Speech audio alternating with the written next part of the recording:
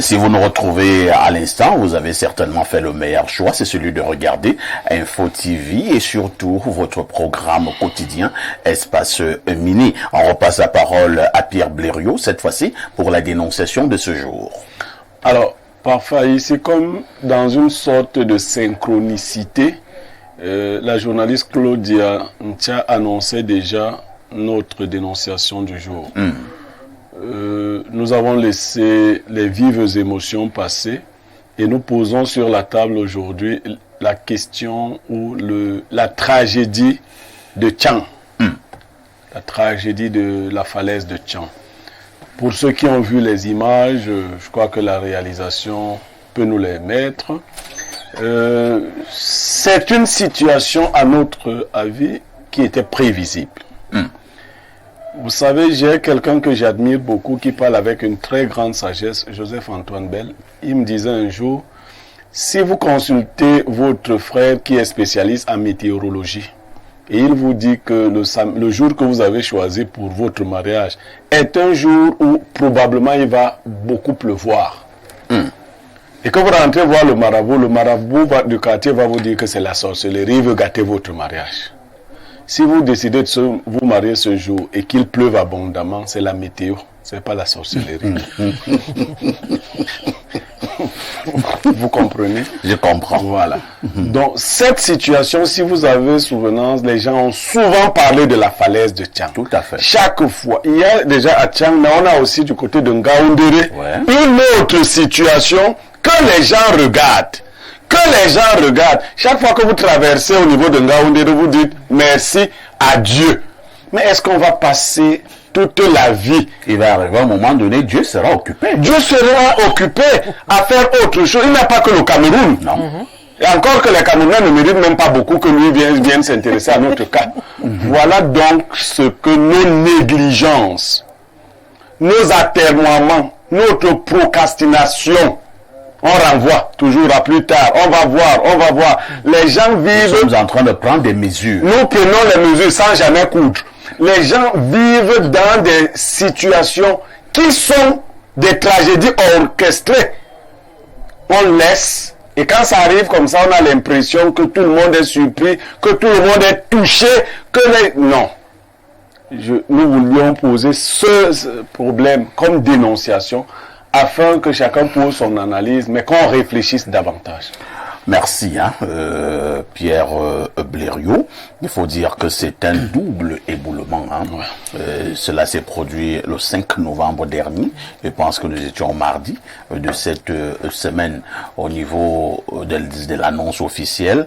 Nous sommes déjà à 3 morts. Des personnes qui ont été retrouvées sous les décombres. Ils sont 3. On continue encore à chercher d'autres personnes.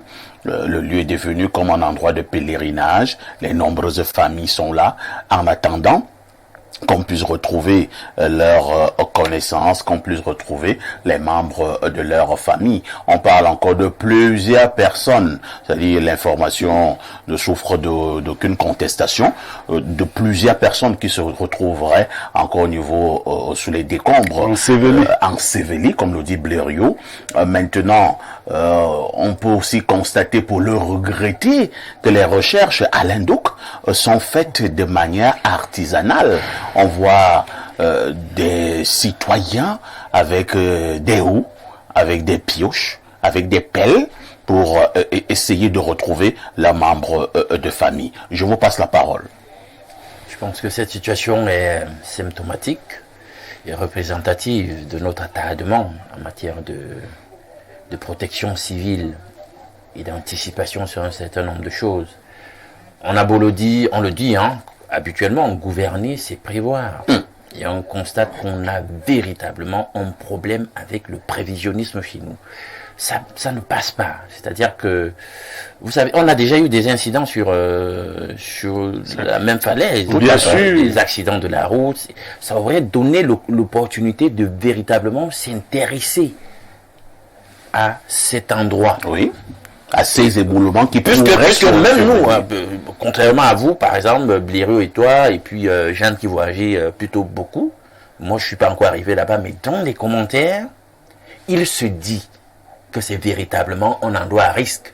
Hyper risqué. Hyper risqué. Comme Gaoundéré, que je n'ai fait qu'une fois, le tronçon qui est sur Gaouagna. Quand vous aviez traversé, là, vous disiez merci à Dieu. Mais toute la vie. Mais comment on en arrive à une situation où on connaît qu'il y a une zone à risque, il y a une situation à risque, mais on est là dans une espèce d'indifférence, une procrastination.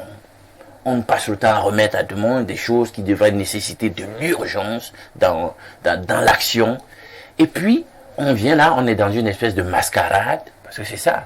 Cet archaïsme que tu relèves, on vient avec des roues et tout ça, ça traduit véritablement à quel niveau se trouve notre ingénierie dans la prévision des catastrophes et dans la protection civile, les roues. Est-ce que ça ne démontre justement pas que, de manière générale, l'être humain n'est pas au centre des préoccupations de l'ordre au gouvernant, puisque s'il y a éboulement et on se rend compte que nous sommes en train de travailler, enfin de chercher des cadavres avec des roues, avec des pioches, avec des pelles. Donc, si quelqu'un pouvait même survivre, la pioche peut même le tuer. Voilà. Est-ce que nous pouvons même piocher le cœur de quelqu'un. Blériot, on voulait toujours nous pousser à rire.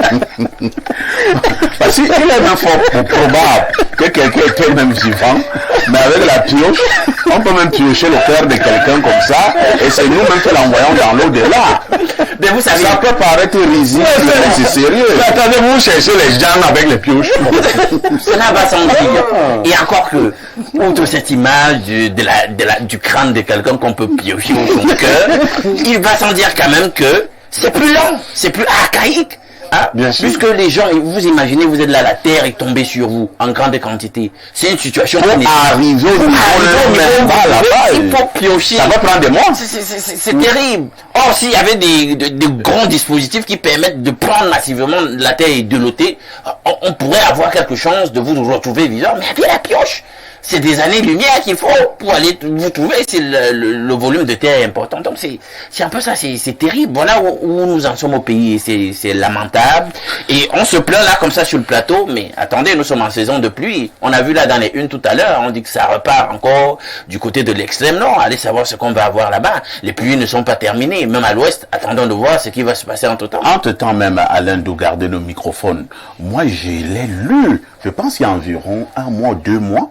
Le service météorologique au Cameroun ou bien un autre service qui attirait déjà l'attention.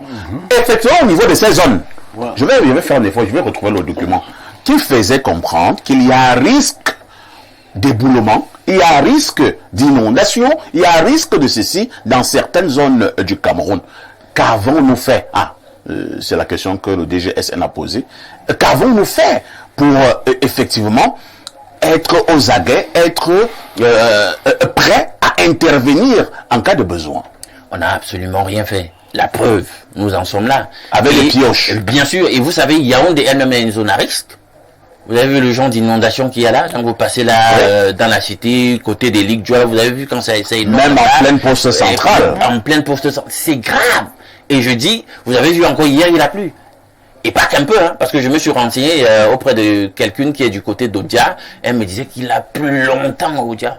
Pendant que chez nous, là, dans le premier arrondissement et tout, ça n'a pas duré très longtemps. Elle me dit que là-bas, il a plu au point où elle n'a pas pu aller au travail, etc. aisément. Donc, ça veut dire qu'on doit même se préparer possiblement avant la fin des pluies pour qu'il y ait une autre catastrophe ici. On viendra faire à nouveau toute cette mascarade que l'on voit. On va venir donner les savons et les seaux, je sais pas moi, des couvertures, ce genre de choses. Bref, on est toujours là. Ce genre de trucs villageois. Ça n'avance pas et on le voit bien. Très bien. Ça n'avance pas et on le voit bien selon Alain Douk. Jeanne Mvondor, nous parlons là des vies humaines. Nous parlons là des Camerounais qui ont été ensevelis du fait de ce double éboulement qui s'est produit du côté de la falaise de Tchang. C'est à l'ouest du Cameroun. Pour l'heure, 7 personnes ont déjà, 7 cadavres ont déjà été retrouvés. Mais les informations que nous avons font état de ce que ils sont encore plusieurs ensevelis, y compris même des véhicules du fait de cet éboulement. La dénonciation de ce matin voudrait nous amener à constater que l'ordre gouvernant n'est pas suffisamment proactif. Parfois ici, nous avons un problème de mentalité. Les anglo-saxons disent souvent « government mentality is boring ». Ça voudrait dire que notre gouvernement aime l'effet de démonstration. Vous voyez, il faut toujours qu'il y ait des catastrophes pareilles pour qu'on retrouve nos ministres sur le site et qu'ils viennent toujours nous parler qui nous emploient la gromologie. Oui, ils nous disent, ils emploient des thèmes qui énervent pendant que les familles sont en train de pleurer, les familles sont endeuillées. Je vous ai toujours dit, quand nous allons hors de notre pays, les pays de l'Afrique de l'Ouest disent toujours que le Cameroun aime la mort. People like die. You always like to bury people. Things that are very, very boring in our mind. Us that are Africans like you. Donc, quand j'ai appris cet éboulement, c'est vrai, j'étais pas là, j'ai dit pourquoi c'est avant le 6 novembre. Je me suis posé cette question-là. Ce n'est que mardi et le lendemain. Vous voulez faire quel genre de rapprochement? Je ne veux pas faire un rapprochement. Sur le plan de la symbolique. Mais je parle sur le plan spirituel. Attends, vous êtes sur le plan métaphysique, là, ou bien mystique?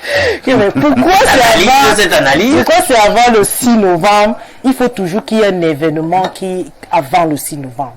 Non, il y a eu des événements aussi après le 6 novembre. Il y en aura même encore. Donc, et aussi, parfait, la faute nous revient aussi, nous les habitants. Parce que lorsque vous regardez un site, les gens construisent anarchiquement. Oui, c'est une zone à risque. À toute fois, on va parler de la falaise de Tchang, on dirait que ça ne disait rien aux gens. Les gens disent, ah, ça va faire quoi? On va vivre avec. Mais déjà, nous avons un thème gouvernemental. Ce sont eux qui doivent dire. Je parle de l'urbanisme habitat, c'est le ministère qui est en charge. Et même le MINAT. Voilà. Oui, tu as commencé à dire. Non, c'est qu'il sur les secteurs, je n'allais pas oublier. Là-bas, ils ont même toute une direction. Ils ont toute une direction. La protection civile. On en parle toujours sur ce plateau. Qu'est-ce qu'ils font? Leur problème, c'est quand il y a mort, on vient avec les petits matelas, on vient les soins, on donne les petits réchauds. On dit non, vous avez déjà. Est-ce que les cadavres ont besoin des couvertures? On dit, papa, on dit une version, le président de la République. Les familles des sinistrés. Heureusement qu'un chef de village lui avait dit que lui ne prend pas les seaux. Oui, même chez nous dans la Légion. Il dit qu'il refuse les seaux. Oui, ça ne sert à rien. Enfin, ce phénomène est continuel et il le sera toujours parce que notre gouvernement se dit l'enfer, c'est les autres. Vraiment, nous crions à l'aide à Madame Kecha Cortez, qui est ministre de l'Urbanisme Habitat, et à notre grand ministre, à Tangandji, qui est toujours prêt à donner une information, à donner des hautes instructions, mais déjà, son appel est là pour qu'il puisse vraiment faire son travail comme cela se doit. Nous n'avons plus besoin de morts, parfois ici. Lorsque nous perdons des personnes qui laissent des enfants, et qu'en sera-t-il de ces enfants-là? Qui prendra soin d'eux? Est-ce que ce soit les seaux et les savons, les raclettes? Parfois ici, nous sommes aussi quand même des personnes humaines. C'est vrai que il y a pratiquement un an, nous parlions déjà, lorsque nous attirions aussi l'attention sur certaines zones à risque. Nous en avons parlé ici. Et je pense que 2 mois après, il y a eu catastrophe à cet endroit. Oui, tout à fait. Et on avait prévu ce qui devait se passer au niveau du bal des arrivées, des personnalités. Blériot et moi, on avait dit que non, il y aura la présence du gouverneur, il y aura le ministre, il y aura le sous-préfet de la circonscription, il y aura monsieur le maire, et il y aura quelques hommes politiques en mal de sensation. On avait donné, et quand c'est arrivé, on a monté les images, on ne parlait plus. Bon, Blériot, on parle, on rigole, mais c'est sérieux. Nous parlons là des personnes qui perdent leur vie.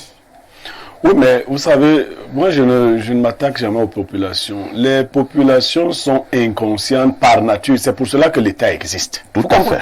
Mais non, quand vous voyez par exemple des mototaximens conduire, au Cameroun, il faut dire aux gens qui nous regardent qu'on a décidé que la moto double à droite. Ouais. Donc, c'est le nouveau code de la route. Quand tu conduis, tu regardes à droite pour ne pas gêner les gens qui ont le droit de doubler à droite. Mais c'est l'État qui doit réguler ces choses. Les gens habitent dans des zones mortifères. Mais non, le problème c'est qu'ils vont vous dire qu'ils n'ont pas où aller. C'est l'État qui doit dire qu'ici on ne peut pas construire. Et quand vous dites qu'on ne peut pas construire, il faut aménager les zones de telle sorte qu'on puisse y mettre soit des espaces verts, beaucoup d'autres choses. Vous voyagez souvent. C'est vrai que beaucoup de ministres aussi au Cameroun, bon, n'ont pas voyagé avant d'être ministre. Oui, c'est vrai. Vous ne les voyez pas seulement la ministre, il y a beaucoup qui étaient dans leur village, entre le village et... Bon. C'est vrai qu'on m'a dit, un jour on avait nommé un ministre, hein, un ministre de sport. Je m'arrête là au niveau des détails. Au moment où on le nomme, Pierre Blériot, le ministre de sport est chez le cordonnier en train d'aller prendre sa chaussure. Donc sa chaussure était agatée. Lui-même, il est allé chez le cordonnier pour aller prendre sa chaussure. C'est là, quand il arrive chez lui, il entend les Oyenga. On l'appelle excellent. Il dit, il s'agit de quoi? Il a ses chaussures.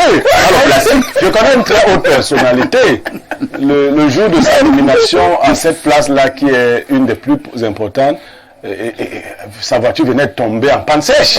Ouais. Vous savez de qui je connais la personnalité. Voilà, la voiture venait de tomber en panne sèche. On poussait la voiture. Bon, il a dit bon, laissez même ça là-bas. C'est vrai qu'il y en a qui n'ont pas voyagé avant, je disais. Il y en a aussi qui ont voyagé. Tout à fait. Mais qu'est-ce que vous avez vu ailleurs?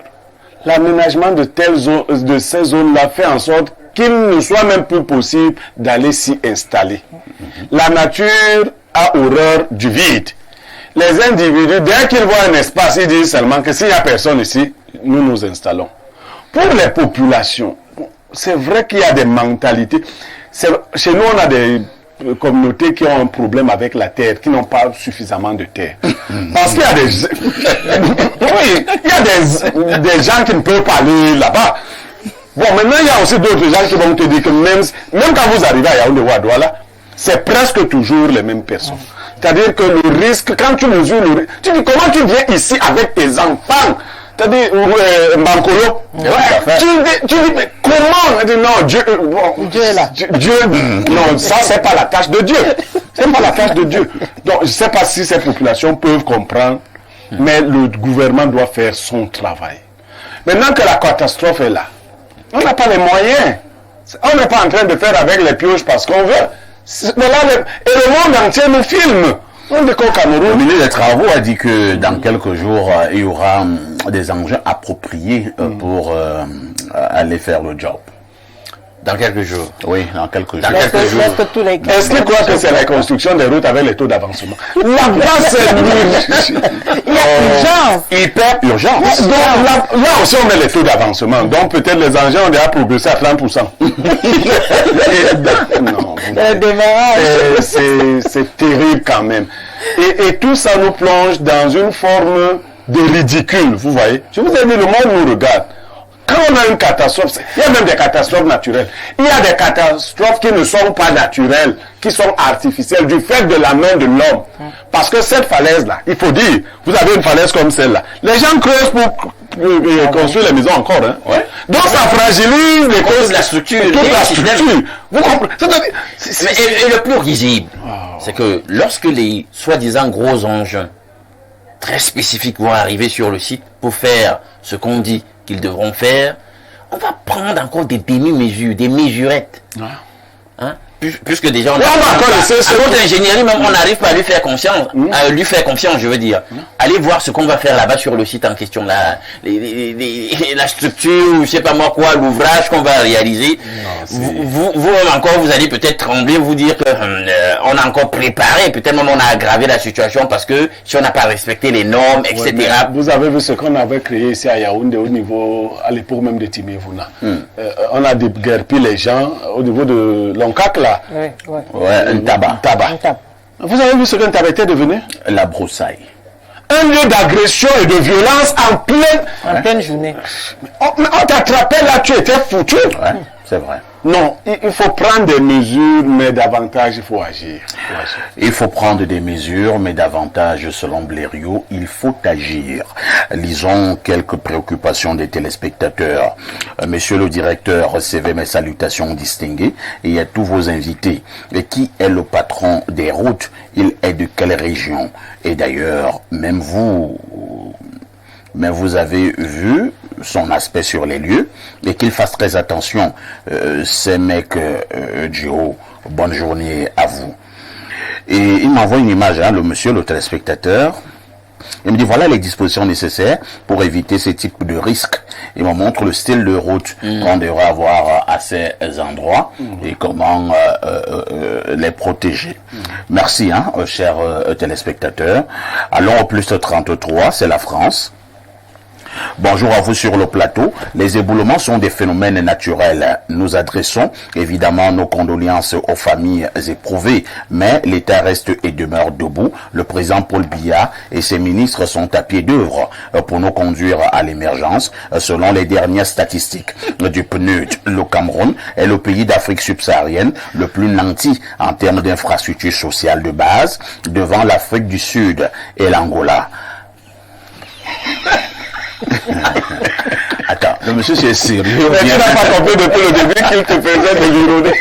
Il continue en disant, le champion national Paul Biya, comme le dirait Victor Hugo, est le socle granitique du développement de ce pays. Regardez la capitale Yaoundé, on dirait Bruxelles, tellement ce gouvernement est au four et au moulin. C'est Wilfried et Bercaille à Voulou, Montréal, quoi le voir. Ça, c'est une antiphrase pure, dure. C'est pas sérieux, Autre message ce matin. Bonjour Perfecto, le Balthazar de la modération. Pardon. Et Jeanne Vondor, la Balthazar. Incroyable. Maintenant, il y a un Balthazar et une Balthazarène. Qu'est-ce qu'il reste à faire? Pour la dénonciation, nous avançons au rythme de nos dirigeants. Ils attendent les catastrophes pour venir faire la gromologie, pour venir faire la gromologie. Le proving, le maturing. Quelle honte! Des pioches au 21e siècle. Il met les points d'interrogation, plusieurs points d'interrogation. Des pioches au 21e siècle. Autre message ce matin. Bonjour au Baébec de la modération. Je dis non. Vraiment non. Non en gras. Seigneur, où va notre pays? Au lycée de ça, des enfants font cours sous l'arbre. Il n'y a pas de salle de classe. Voilà tout un ministre des Travaux publics qui descend sur le lieu du sinistre en costume cravate avec un discours énervant. S'il te plaît, parfait. Le gouverneur est toujours en poste au Cameroun? Bien sûr. Il est en poste. Tu veux qu'il aille? Autre message ce matin. Good morning, dear parfait Haïti. Salutations à ton panel. Avant qu'on ne dise que nous sommes sorciers, il faut déjà voir les constructions entre Mendon, Oyomaban et Nkolbiswan. Imaginez un éboulement de 2 secondes. On attire l'attention. Personne ne voit. Just be very careful. C'est Léon Amala Brooks qui envoie ce message. Autre message ce matin. Bonjour, la falaise de la modération. La falaise apporte les morts. S'il te plaît, demande à Alain Douk de jeter... oui, il a déjà fait. Nous savons que Jeanne Vondor a ramené les gâteaux. Effectivement, il y a les gâteaux, il y a même les biscuits, il y a des jus. Il y a des jus. Et chacun une palette, comment on appelle ça, une plaquette de chocolat. Voilà. Et si on vous invite ici un vendredi à l'émission, il faut courir. Jeanne Vondor met les petits plats dans les grands. Autre message. Bonjour à tout le monde sur le plateau. Notre ordre gouvernant n'a aucun amour pour le Cameroun, encore moins pour les Camerounais lambda. Remarquez que, sans gêne, les partisans du RDPC ont célébré leurs affaires, tandis que la présidence n'a pu dépenser ses mégas que pour féliciter la victoire de Trump. Dans tout autre pays du globe, je ne pense pas que ce serait passé ainsi. Les promesses du ministre n'engagent que ceux qui veulent bien y croire. Le légendaire provisoirement définitif camerounais est bien connu. À quoi sert le budget alloué à la protection civile, à moins que ça aide plus à la répression civile et territoriale? Désolé de le dire, mais peut-être est-ce que si ces risques d'éboulement pesaient sur la falaise d'Etoudi, ces gens seraient plus attentifs. Bonne suite d'émission. Bertrand Amarois. Non, il n'y a C'est pas pas de, vrai. il n'y a pas de Même femmes les étudiées. routes, vous n'avez pas, même les routes proches du palais ne sont pas épargnées. Donc, C'est la catastrophe. voilà. Bonjour au panel planétaire et continental du Perfecto. Heureux anniversaire au procureur Wanga et Djangé. La fierté et force tranquille. La dynastie et Djangé. C'est Natosha Belloise de Luxe qui envoie ce message. Waouh! La Belloise de luxe. Belloise de luxe. Alors, autre message ce matin. Bonjour, ce monsieur Balthazar, que fait notre ministre des Travaux publics? Il s'est miseré. Garoua, Gaoundéré, why before presidential elections, there are people dying, AVC, les ministres qui ne valent rien. C'est Balthazar de Gaoundéré. Incroyable. Autre message ce matin. Bonjour le panel, bonjour parfait Haïti. On venait de fêter les 42 ans de règne du chef de l'État. Il fait bien son travail et il a même déjà beaucoup travaillé. Mais ces ministres-là, vraiment, ils sont nuls. Surtout le ministre...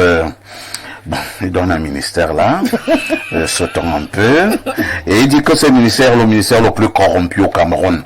Avec toute la pierre que nous avons chez nous, c'est vraiment malheureux qu'on n'ait pas des routes durables. C'est Xavier Bena depuis Onkozoa et qui envoie cette préoccupation. Autre message ce vendredi, que dit le téléspectateur, bonjour à vous sur le plateau, dites à Blériot, laissez Blériot tranquille. Hein. Je vous dis que les vendredis, c'est relax ici. Il y a un autre. Il y a un autre message. Je vous reviens encore, monsieur le directeur. J'ai quitté Douala à 8h, j'arrive en Konsamba à 14h. Pas de route très grave. Je suis monsieur Ewani, depuis Douala, Bonakwamouan, à quoi? Autre préoccupation, que dit le téléspectateur. Bonjour, je suis docteur Étienne Yemek, l'autre frérot de Yemek et les autres panélistes. La situation d'alerte et de prévention est simplement lamentable dans notre pays. La ville de Yaoundé, du temps de l'ancêtre maire Foudandré, Ndé jusqu'à Abel Ayan, égale Don Giscard à la calvitie, je sais pas ce que ça veut dire, hein, disposait d'un plan cadastral proactif comme vous pouvez le constater dans les quartiers Essos, Mimboman, Fandena, Biamassi. Certaines zones étaient interdites pour l'habitat, mais aujourd'hui c'est une urbanisation anarchique et le non-respect de normes, y compris au centre-ville où le lit du Fundi est complètement enseveli. Les voies navigables sur les élobis, on n'en parle plus, sans parler des aires de jeu. Je vous invite à lire une note que je viens de terminer sur le suivi des politiques publiques et la gouvernance institutionnelle. Oui, envoyez-moi la note, hein, chers téléspectateurs. Autre message ce jour. Bonjour le king du micro, un gros bisou à la dame sur le plateau. Je l'aime beaucoup. En live. Il est courageux. Jeanne, tu acceptes ce genre de bisous? Oui, il t'aime. Il t'aime. Il m'aime, ça va. C'est tout. Elle doit.